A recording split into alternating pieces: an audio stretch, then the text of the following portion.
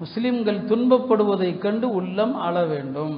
கல்ப சலீமுடைய அடையாளம் சக முஸ்லீம் கஷ்டப்படுறானா, அது பக்கத்து வீட்டு முஸ்லீமாக இருக்கலாம், பக்கத்து நாட்டு முஸ்லீமாக இருக்கலாம், வேற நாட்டு முஸ்லீமாக இருக்கலாம்.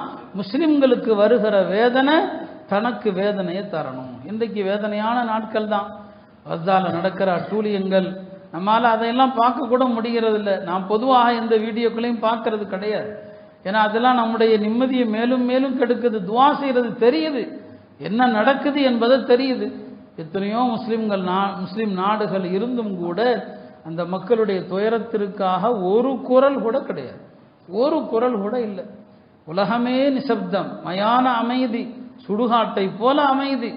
இப்படி ஒரு கொடூரத்தை உலக முஸ்லிம்களுடைய வரலாற்றில் இதுவரைக்கும் பார்த்ததில்லை. ஒரு காலம் இருந்துச்சு, எங்காவது ஒரு முஸ்லிமுக்கு அநீதி நடந்துருச்சுன்னு சொன்னா ஹலீஃபா கொந்தளிப்பார். அந்த அநீதி இழைக்கப்பட்ட ஒரு முஸ்லிமுக்காக ஒரு படையே போகும். ஆனால் இன்னைக்கு எவ்வளோ பெரிய அநியாயம் நடக்குது. நம்மால் ஆண்டது என்ன? துவா தான். துவா செய்யுங்க.